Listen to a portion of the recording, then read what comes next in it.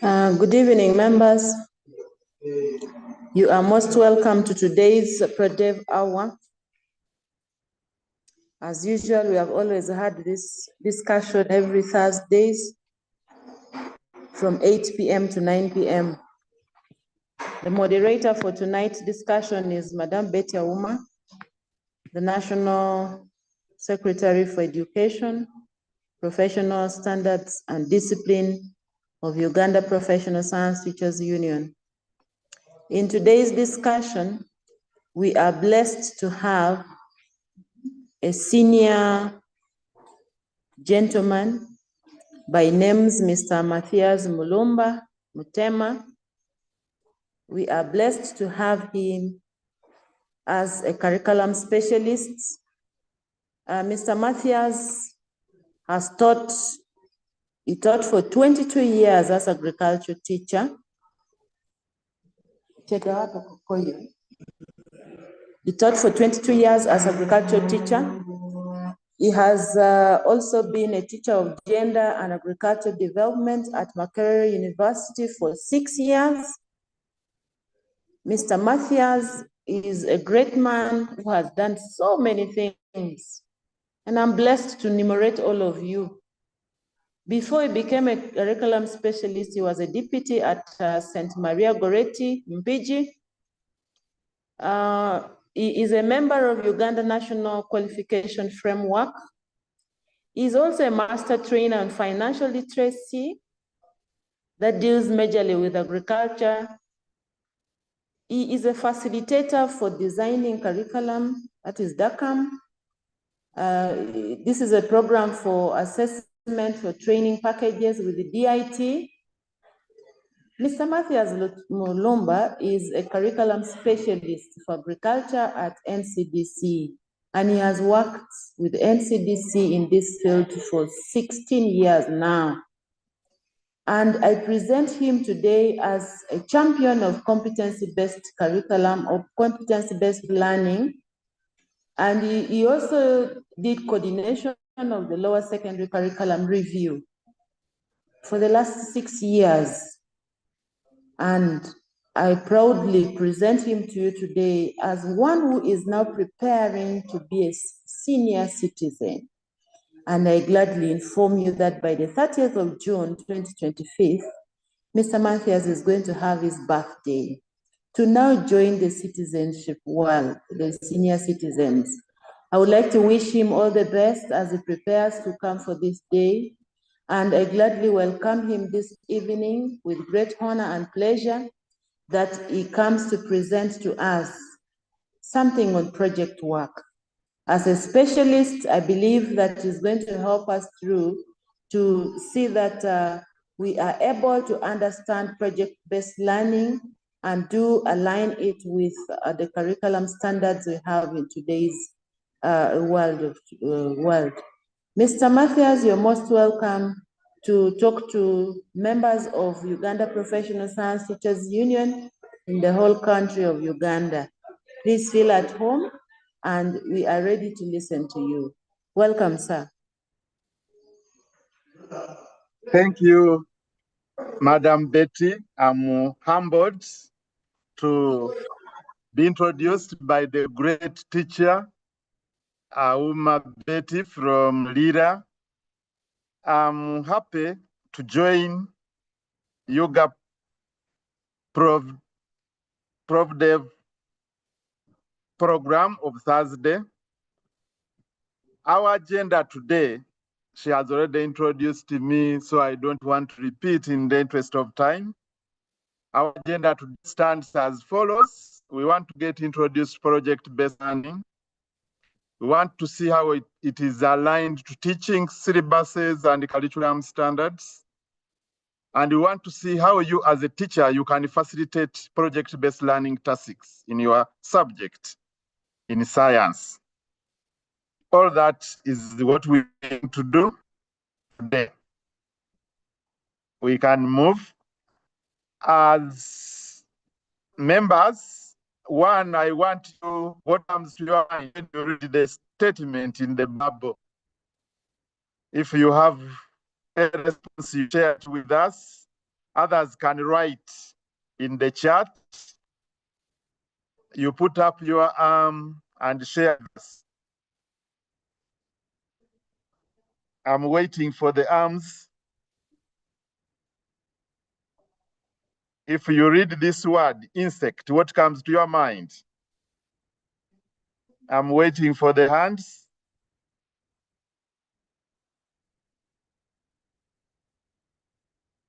I will start by the Auma.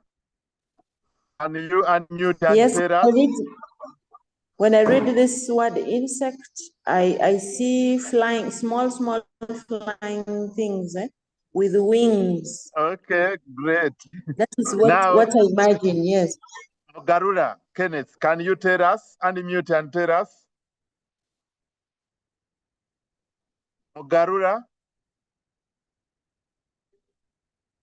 Mugarura, I see your arm up. Can you tell us? Thank you. Thank you. When I see the word insect, what comes to my mind? Animals with 3 pairs of legs, 3 main body parts. Some animals are useful, like those that give us food, the grasshoppers that we eat directly, the bees that give us honey. Then also what comes to my mind is You can give a chance to Stephen Yachola and we close it. Stephen Yachola. Stephen Ochola. Good evening, Mathias. When I see the word, I think about insect. Disease causes. Causing disease. Then yes, thank you. Vice David. Yeah, thank you, Mr. Mulumba. When I read the word insect, I understand the small organisms that have membranous wings. Great. I want to ask the rest to write in the chat. You've heard they are telling us that some insects, they are small, they have wings, they have legs, but they have benefits and others have challenges they bring to human beings. This is the topic, and we are here in competence-based learning. One of the things that are key is to make it learner-centered, and that's what we're trying to do. Learner-centered, make the learners to take the lead, and you, the teacher, you provide the right question. So we can move. Insects, as you realize, are important. In the past, we could say, go and find out about insects, and it becomes our project. That is the traditional way. You teach all the things about insects, you give activities, you ask and review. Then at the end of the topic, you say, what are the problems of insects? Solve it. And we call that one project. Today, we are in the competence-based curriculum, and the main emphasis is to use a method of teaching called project-based learning. This is integrated in the teaching and learning process. So when we have to do project-based learning, we start with the launch. And the launch ushers us into an engaging and authentic talk. When the launch provides us with a context for learning. So it is different from the traditional way. Many people who were starting the new secondary curriculum decided to go the old way. They could tell the children, find a problem in the community and do it. The main emphasis in competence-based is to use project-based learning as a teaching method. And it starts with a project launch, where learners are given a task which is engaging, and that task comes from a context which is used. We can move. to the next. So when you have the context, the purpose is to have you engage in deeper learning. Many of us, when you talked about insects, we knew that you label the parts, and many of you ran into that. That is called surface learning. You know that it has the legs, the wings, the 3 body parts. That is surface learning. The cuticle on insects, particularly somebody talked about the grasshoppers we eat or the locusts that we eat in Uganda. Cuticle, 1 kilo of cuticles is about $100.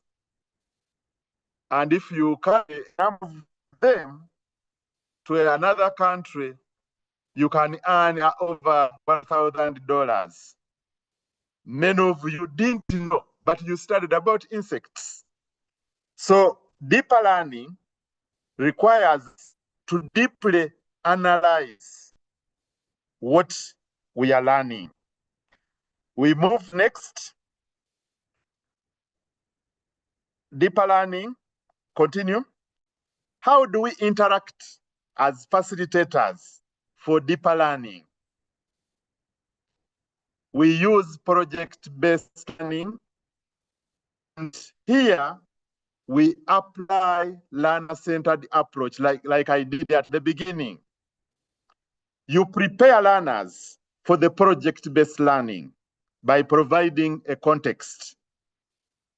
And then in this context, the project will manifest itself, will unfold by itself. You don't need to tell them. They will only find themselves discovering that they have something to do. So to be able to do that, you need an overarching question to help them develop the deeper understanding. And that overarching question is called a driving question, which we are going to look at in a short while. We move forward. Rogers. So as we work, let us, where does it begin? It begins from the syllabus. If we use the example of the topic in biology called insects, we have the competence there. Rogers, we can expand such that they read the competence. So the competence can be zoomed and it reads, the learners should understand the characteristics of insects and relate us to their function in some common insects, appreciate insects that they have direct and indirect effects on the well-being of other organisms. In the responses that I got in the first slide, you realize some people to say that they give us hand, and others they have diseases. So you ask the direct and some indirect effects, because when they become vectors, they are indirect. A housefly is a vector.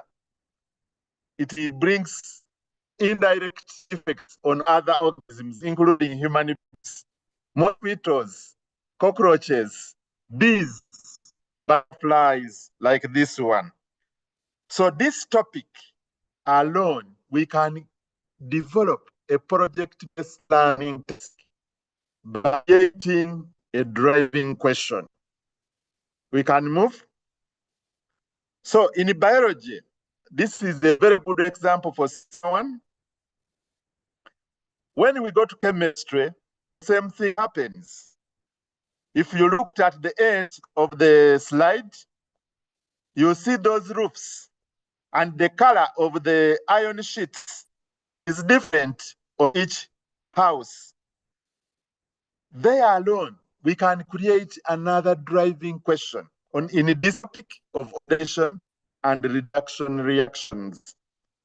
Again, we start from the syllabus when we want to create a project learning task. We can move to the next subject. So Here, I am going to play a video for you, such that you listen for 1 minute or so. Can you play the video?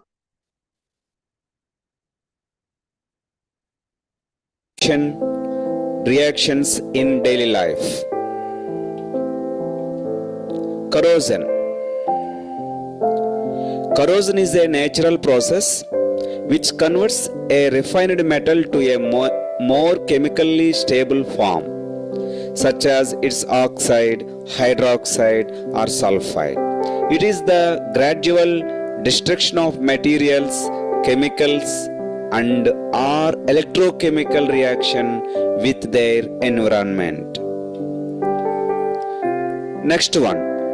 Freshly cut apple turns brown after some time. Why freshly cut apple turns brown after some time? Due to the oxidation of the fruit, apple fruit. So these are the new apples.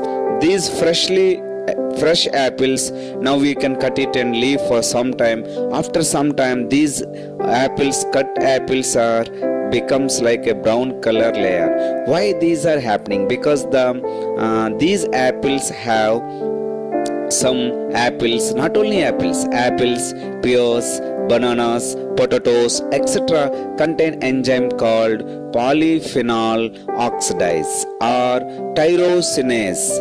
This tyrosinase or polyphenol oxidase is reacts with oxygen in air and form the polyphenol oxidase or tyrosinase. So, with that video, I'm launching a project-based learning task. I would then ask the learners, what did you hear? What is common to you? Like this example of an apple. Have you experienced cutting an apple and you leave it there for some time and it changes color? And the students would say, definitely. After that, I can ask those if they don't have apples, there is banana, there is potatoes. All of these things, when you cut them when they are fresh and leave them there for some times, they experience change of color on the surfaces that are cut. Then I can now answer the driving question. How can I have my potatoes fresh after cutting them with a knife in my community? So that is the driving question. Then the child will wonder, why do we need to have the potatoes kept the same after cutting them? It becomes challenging, but I've given some information already that these are oxidation processes. Then it takes to search for more information on oxidation, on reduction, and so on. We can move next. Continue. So how can we produce fresh food that are intact in form after cutting them in our community? That becomes the driving question. But I've introduced it with a video above. So this is how you align, because oxidation and reduction is in the syllabus. So you bring a context. The context can be brought by a guest speaker, by a video, or a text extract for the learners to read, and to be something perturbing, which they have to ask a question is about. And when they ask a question then it is for your entry point to introduce the driving question in which you have crafted. We can move. So in most cases, like if we are in mathematics and introduce that how can we maximize our money at lunch university? It is about linear equations in mathematics. Because you are talking about adding, if I moved the maize cobs, that means amount of money I'm supposed to pay. If I removed the piece of bucket, it means what I'm going to get the amount of money in the pocket is different. In that way, I'm in linear equations in mathematics. We can continue.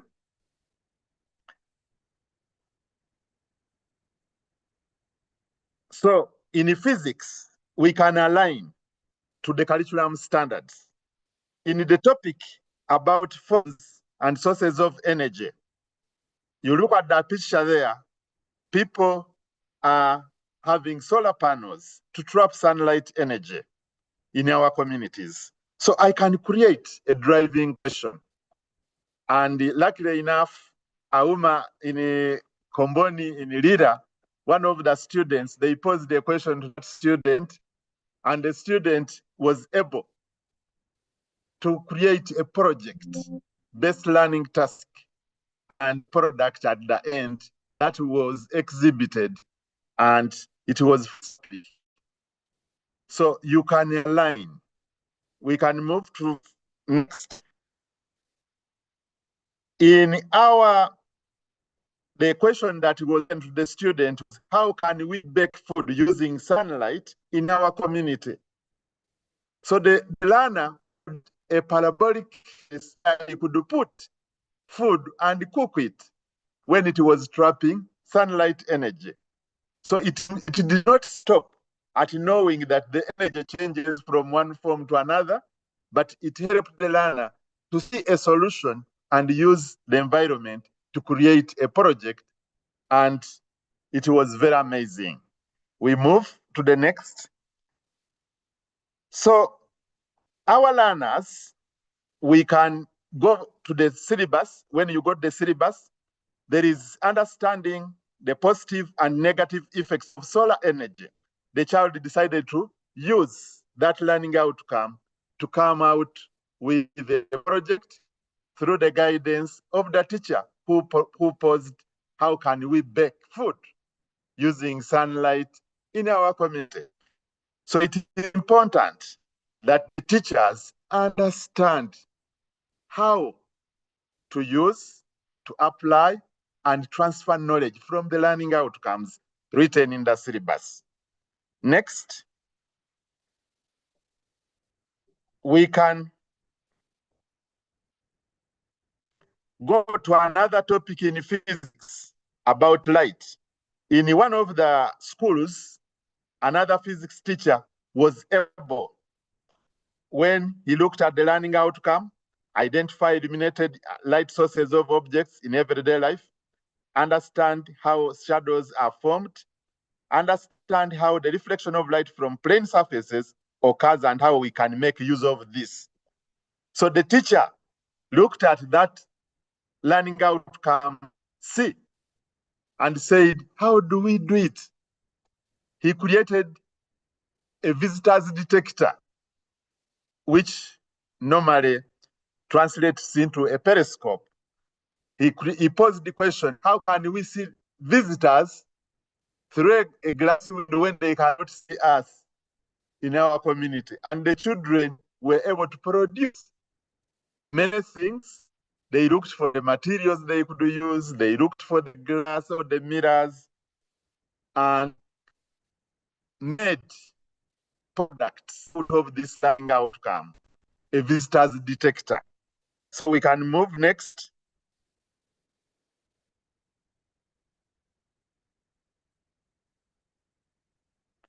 So when you study the nature of light, reflection of light at plane surfaces, you can have more questions to ask. Explain what do you have in place that can help you see how the direction of light is applied in real life. So the periscope is a good example many of us know. But if you are to create one in your community, what are you going to use? The learners in that school, I went and participated in the learners, some used the clay materials to make a periscope, others used the bamboo, gutters of water, and so on. Others used the wood, and the wood periscope was very, very stable.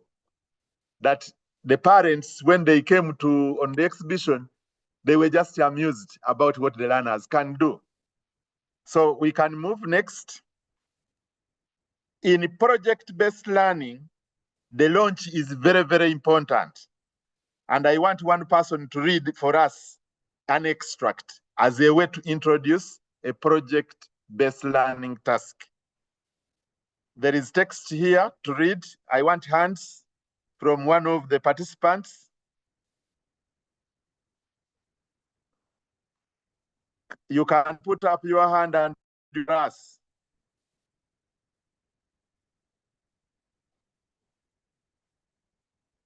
Kaziba Stephen, can you read for us? Okay. During the manufacture of inking parts, a lot of care is taken. This is to make sure that the metal surfaces, which have to slide or rotate in contact with each other, are finished as smoothly as possible. However, the surfaces are never completely smooth. On close observation of these surfaces, they may look or feel smooth. The surfaces will show roughness when examined under a microscope.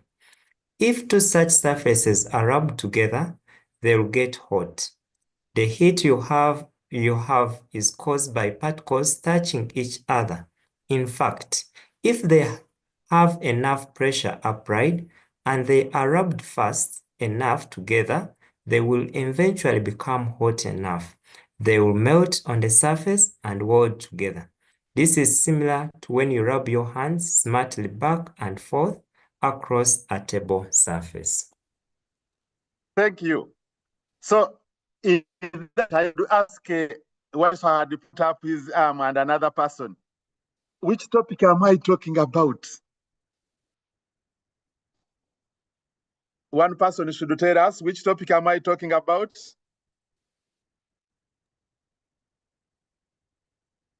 One hand. Aroma Moses, can you unmute? Yeah, thank you. It Moses. is the heat transfer. Heat transfer. What about Stephen Ochola? What topic? Frictions. Friction. What about Sevagala Chrysostom? Sevagala Chrysostom, unmute to tell us. It is Chrysostom. Hey, your words disappeared. Friction. So you can realize this is a narration, but it is introducing a topic of friction. But then the application of friction in real life is being exhibited in this extract. Then I can have a driving question from there. Like where Kaziba was saying, however, the surfaces are never completely smooth. I could ask, why are they never completely smooth? So then where it says that materials, if they become hot enough, they can weld together. So that can be my starting point to create a driving question. How can you produce materials which come into contact and will not weld in our community? Automatically, the children will ask, what causes the materials to weld together? What causes how do they become welded? Then they go back. It is because there is a force that is opposing motion. And as they rub against each other, that force either will wear away the materials or will melt the materials and cause them to weld together. So how do we prevent that from happening? Automatically, it will take them deep in understanding friction. We can move to the next slide. So this is what the dictator I was talking about previously. I don't need to waste more time here. On my left, you see the periscope the children made. And after the text, you see the parents are there looking at their children's work on the exhibition day.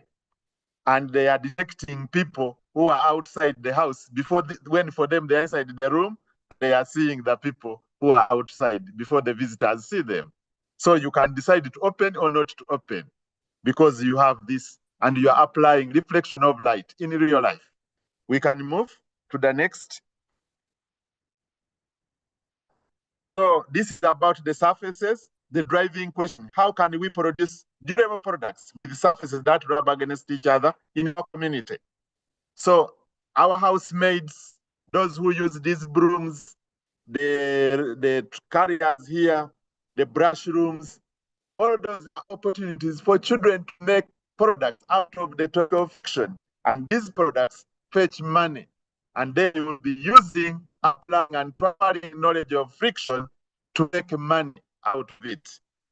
So the teacher must look at the syllabus, look at application in life, and create a context to introduce the project-based learning. We can move next.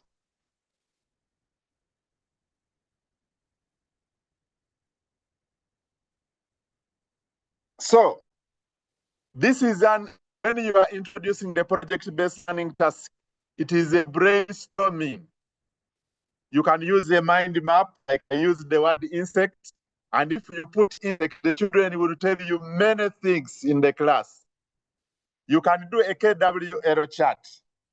The KW error chart has K means what do you know about insects? W, what do you want to know about insects? And then after that engagement, when they have written what they want to know and what they know about insects, and you are discussing those questions, you're brainstorming on them, the learners will have something they have learned. Next, we can move, which will offer them an opportunity to investigate. So when you are starting the project-based learning task and you have identified the driving question, the learners must do it as a business because all the products out of the project-based learning task must pay money. So we use a business model canvas to do a project-based learning activity. The project business model canvas has 9 blocks. The middle one is called, you can highlight it, value preposition. Value preposition. That one is a bigger one. It is what the students will produce at the end. Like the others said, we want to make a visitors detector. Why people would want your products? Because a visitors detector is needed in our communities because you don't know who is coming. In the schools, you have when you visit the head teacher's office, the secretary may give you a note such that he regulates who is being the head teacher. We don't need that. It is from the visitors detector that the CCTVs came into existence because people wanted to see everything before those who are coming could see them. You just sit in your room with a computer and CCTV camera can bring all the information to you. It is using the topic of reflection of light. So you look at the activities. What would you need to do to be able to get that product in place? So ask it, what activities are you going to get engaged in if you are to produce that? And the children list all the activities they have to do. Then what inputs or resources are you going to require to be able to produce that product? So they must find out what materials they need, what tools, whom they have to ask, how much will it cost, have to look at that. Then who is helping them to be able to produce this because they may not have all the skills. Like those children whom the visitors detector sharing the wood or the clay, they had to go and ask the owner of the swamp where the clay is, such that they get the clay material. When they brought the clay material, they had to fight in a kiln. The kiln was for fine art, for in physics. So they have to ask the permission from the person of the kiln in fine art, such that their clay does not break when they put the mirrors. So all of that, who are the key partners? The children must think about that. The cost, I've already talked about the cost. All activities will have a cost in terms of economics. So the learners must be engaged. How much will it cost to be able to produce one product of the thing that I have from the driving question? If I'm going to make a many, what am I going to do? I went to one school where children were making titles out of the plastic bottles. So, and they had to make 100 titles, 200 titles, but how much does it cost to make one? They need to know the cost structures. Then, how are they going to sell? How would they build the relationship with the buyers? They need to think about that. Then, how many categories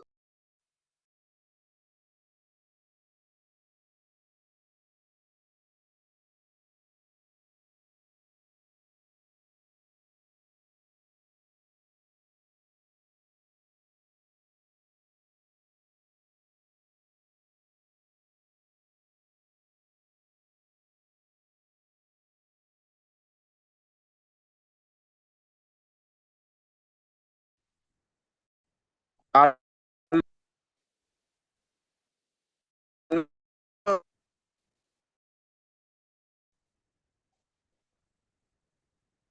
hello? Can you hear me? Can you hear me? Yes, yes. Okay, there was some, I saw as if the Zoom went off. I was emphasizing that the business model canvas is required. And I was informing you that because this business model canvas is taught across the globe in year 9, which is senior 2, our equivalent of senior 2 or senior 1 in Uganda. We need to teach it in all subjects because the chemistry you are will need to make money out of the knowledge they have acquired from chemistry. The biologists you are making, they need to make money and they need to do it as a business. The mathematicians, they need to make money out of the knowledge they have acquired from mathematics. And the physicist or the chemist or the biologist, the same way. Even in literature or other subjects like agriculture, if I have a business model canvas in whatever I do, then I'm able to work in form of a business mind. So we can share the screen again. So it is important as we approach project-based learning to look at these parameters that make it more engaging and more helpful many years after school. The Chinese use that, the customer segmentation part, that they make products for every part of the world. They make for America a product with similar characteristics to that one they are making for Africa. But the one for Africa will last a few days. The one for Britain will last for years because they have segmented the customers. Rogers, share the screen. Rogers, are you on? Yes. I don't see Rogers. Rogers, share the screen that members can be able to see what we are talking about. No, not yet.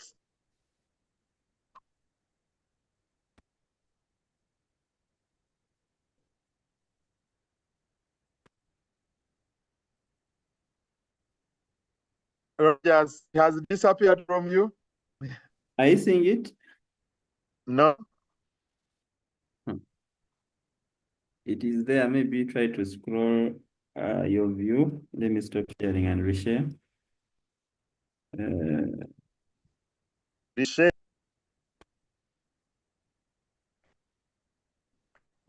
Yeah, so we can now move, because I explained this one. Each of the products must earn money. We move to the next.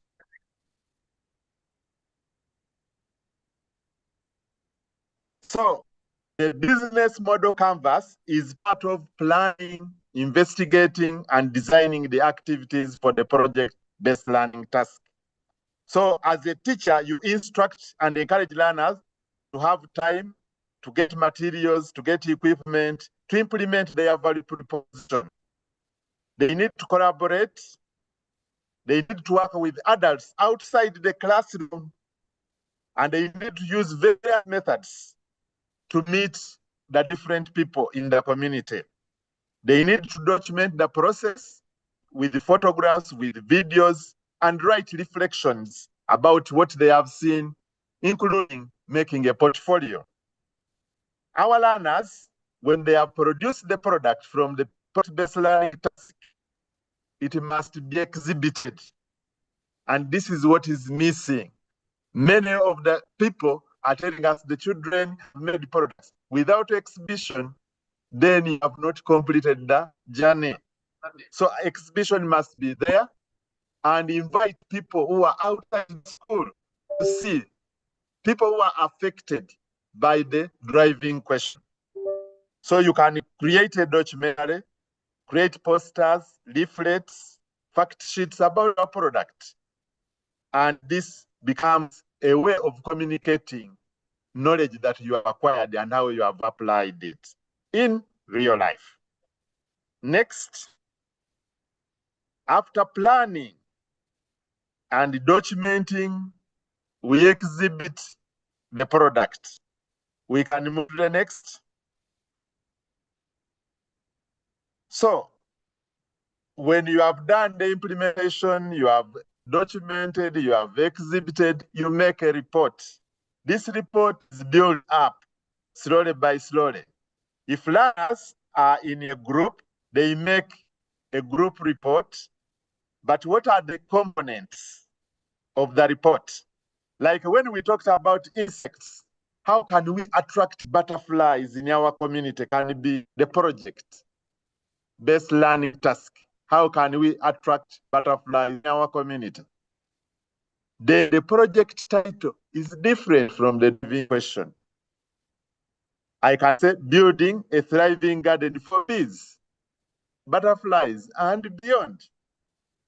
That is very catching title, well crafted by me, but the learners will have their own titles. The driving question is, can we attract butterflies in our community? I have used the butterflies intentionally because many of you know bees. I can use hummingbirds. It is about living organisms as pollinators. So there I will have gone to another topic, flowering plants in biology. So the project team, if you are alone, you are the team. The project duration is very important. How long has the project taken you? You have to document all that. Next, these learners here, they were able. So when you are writing the project report, you need an introduction. And a good introduction has a paragraph on the introduction. Like the one for butterflies is about pollinators. So pollinators help plants grow and thrive. Pollinator organisms that include bees, butterflies, and hummingbirds. And I've put flower Lantana Camara there, which shows that flowers are important as part of the graphics I put in the text. So here, ICT integration will come in. And then the paragraph should have the first sentence or first three sentences must be grabbing your attention. Then the next three sentences, we call them bridging sentences or other sentences that explain what is the main idea in the paragraph. And then we have a rope sentence at the end, or the concluding sentence. So that is a paragraph. The sentences for learners of age 12 to age 17, they should be only 5 to 7 words in a sentence. So if they are more than that, then we are going into compound sentences. We moved away from simple sentences. So here, we need our learners in science to be able to write correct sentences that communicate what they have acquired and learned in our subjects. Next, we move next.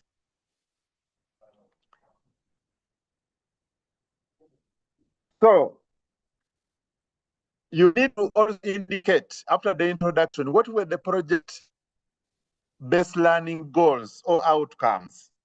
Like for the insects, you want to investigate native plants and flowers that attract pollinators, or you want to develop a sustainable garden layout incorporating food, water, and shelter for pollinators, or you want to plant flowering plants in your community, or you want to install pollinator nesting areas in your community, or you want to create water sources for the pollinators, or you just want to educate the public about the importance of pollinators through a workshop and signage, or you want to track pollinator visits and ensure ongoing care for the garden. So those can be objectives. Then as we learn how to create these outcomes, some people call them objectives, but in competence-based, we're using learning outcomes. So what are your learning outcomes from your project-based learning task? The learners must create those statements.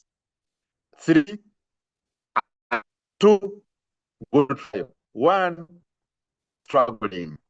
So we can move to the next. So in short, the project-based learning tasks, activities need to be on each of them at least one paragraph if you are not very good with writing narratives. But you can write 2, 3 on each step. The first step is when there is the launch, investigation and planning. So you can write a paragraph on the launch. What did the teacher do in the launch? How did it attract attention? You write paragraph. On investigation, which thing did you want to find out about? Then how did you plan, including the business model canvas planning tool? So those are 3 paragraphs expected in step 1. Step 2, how did you design the garden? If you are designing the visitors detector, how did you design it? A paragraph on how you designed. Then implementation. This one, how did it go as you were putting your thinking into action? 3 paragraphs at maximum, 1 paragraph if you are struggling. How did you involve the community? People out in the school, outside the classroom, a paragraph. Then what were the results? 1 paragraph. What was the action? What lessons did you learn? And how are you going to?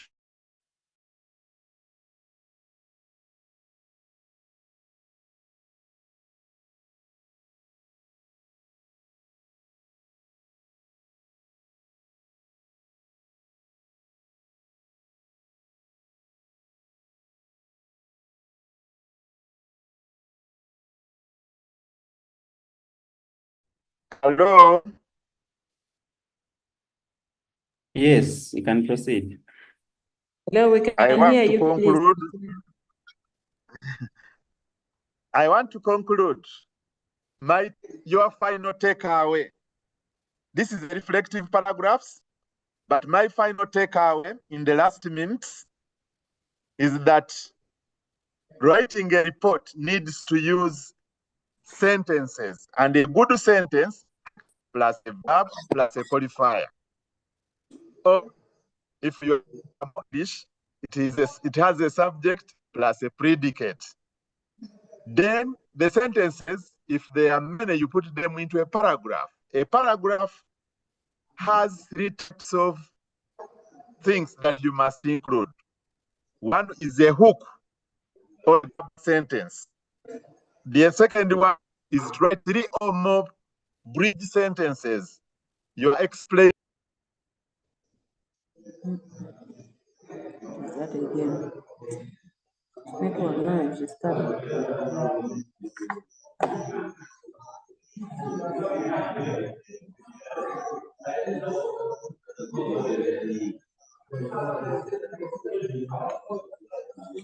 The screen is seen, eh? The voice again has gone.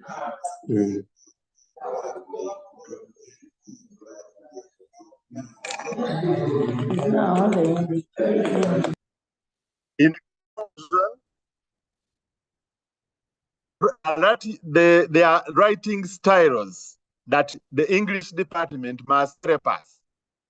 So if we want learners to learn collaboration as a generic skill, the teachers of science must collaborate with those of language.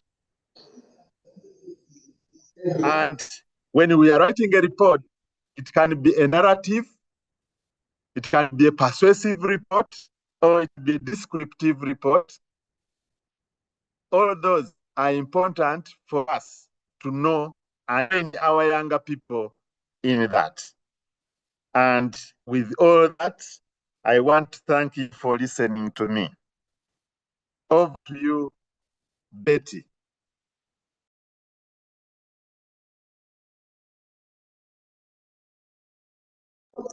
Thank you very much, Mr. Mulumba. Me, I was enjoying and enjoying. The thing was flowing and flowing. Only to find you already ending the session. I want to say I'm very grateful this evening for the highlights you've given us in coming up with projects. This has been a heartache to many of the members here on this forum. And at this moment, I wouldn't like to close the door. I want to open the door for members to ask a few concerns they have for you to respond to them. Members, you raise up your hand and you're able to ask.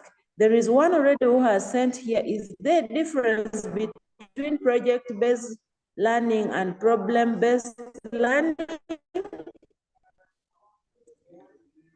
Yes.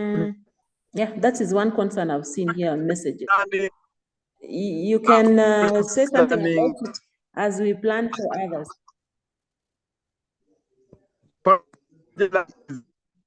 Problem learning. Uses a question. That is the gist. It must be driving question.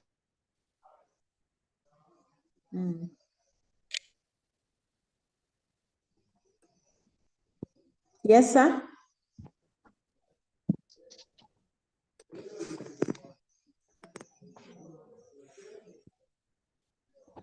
Network an issue.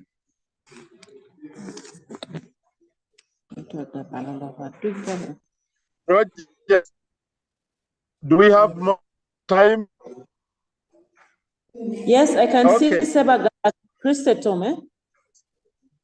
Sebagala should ask his question. Unmute Mr. Sebagala, you unmute yourself. Sebagala, we are waiting for you. Thank you so much, Mr. Mulumba.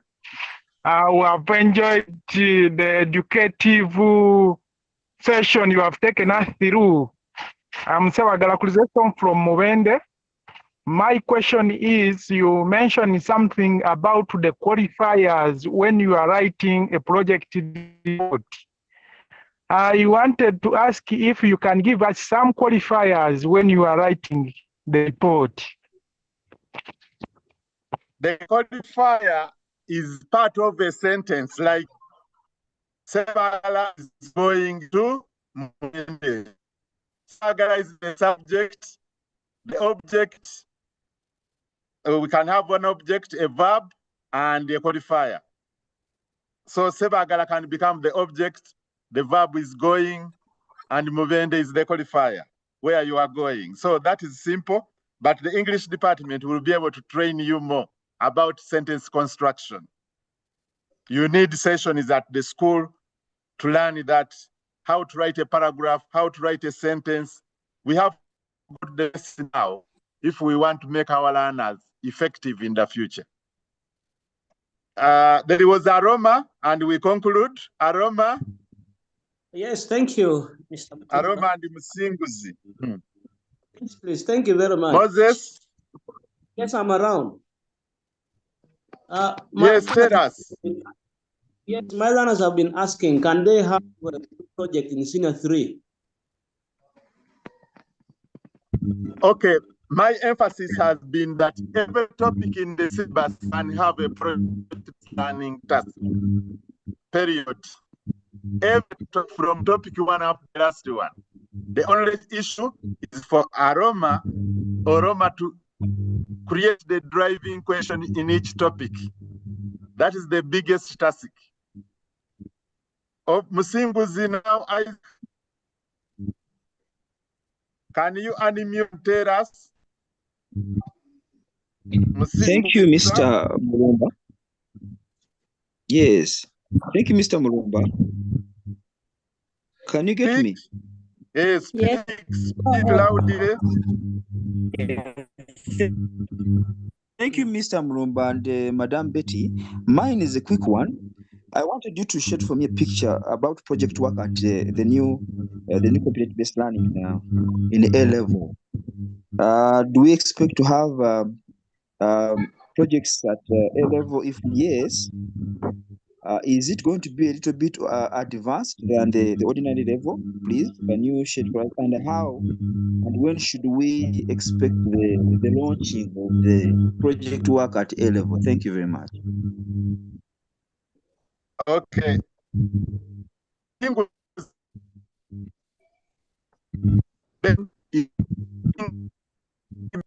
So the area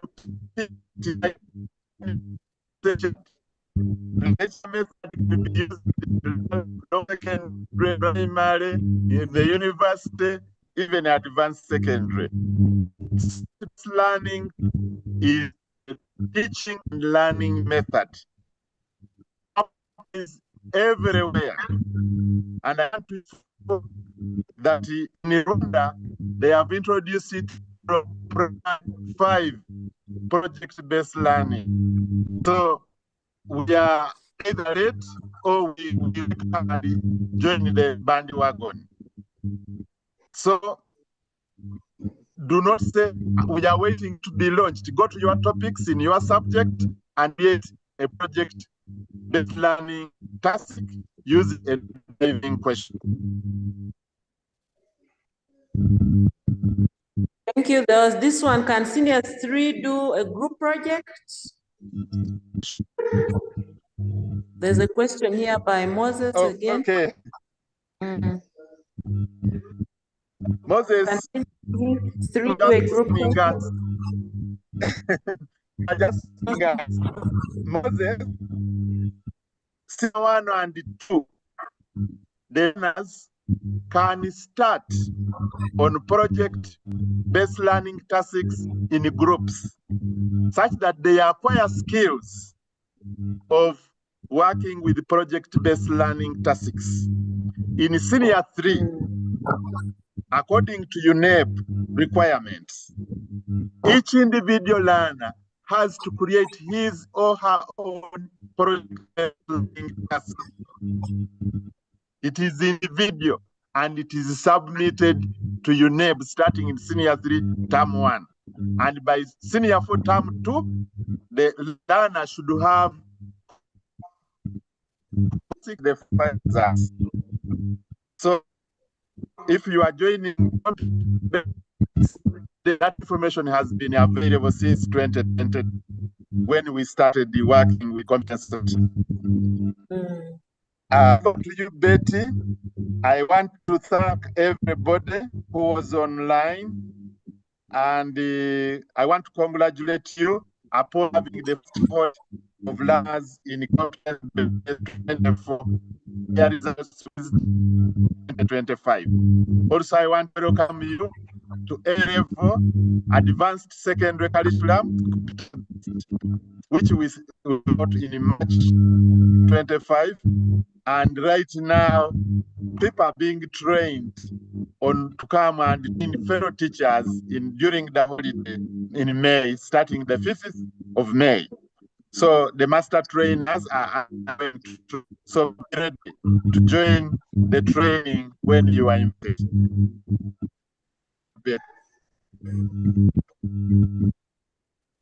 Thank you. Can I invite Moses to say something? Moses Tuhame, please unmute yourself and say something as we conclude. Hello, Betty. Yes, please. Thank you so much for hosting. Thank you, Mathias, for the presentation. I think it has been informative. Okay, I'm picking it from the last questions people are asking. I have a feeling that people need to know more about the difference between projects and then project-based learning. Hopefully, something should be organized to help people understand those things, so that they don't mix them up. Now, when UNEP gives guidelines, they are guiding schools and students and teachers on how to conduct projects and how the project will be assessed. That is one part. Then within the learning process, we can use a technique, someone could use the pedagogy of project-based learning. Yeah, I wanted to give that clarification so that going forward, we could dig deep into the difference between the two. Thank you. Thank you. Thank you, Moses, for that addition. I want to... Yes, please. Ella? I want to take this opportunity to thank Mr. Mulumba for accepting our humble invitation and giving us all this time with all these details that we have had. It is very hard for a heart like him to come, but I am very, very appreciative. You would realize that today's discussion was very, very instrumental in the life of a teacher in this competency-based curriculum. You realize that all our teaching methodologies are gearing towards project-based learning. And this has come at the right time when Uganda Professional Science Teachers Union is trying to bring projects, innovative projects from our different learners across the country. We want to see how much impact we are giving in their lives. When we use project-based learning, are they able to use the same skills to come up with different innovations that they can show cause about? And dear teachers, this was intentional that we get to understand the methods, the procedures of getting a project, of guiding learners into getting a project to work on. And it is my humble plea and request that I inform you that within this month, we are going to continuously discuss about the issues of projects. So with the issue Moses has brought, we shall be able to distinguish between project-based learning and project itself. And I kindly request Mr. Mulumba, next time we invite you, please come back and share with us. The teachers are interested. We want to do our best. As the country also is requiring, I mean, they need to see us come up with so many things, so we need to prepare ourselves. So in the next week's discussion, members, we are still going to have a topic that we shall share with you soon on projects. So when we are invited, please, you come back and we share these ideas together. Thank you very much for this evening. I want to wish everybody a great evening, and let's continue in the struggle as we look upon development in science transformation. Please, great evening. Goodbye.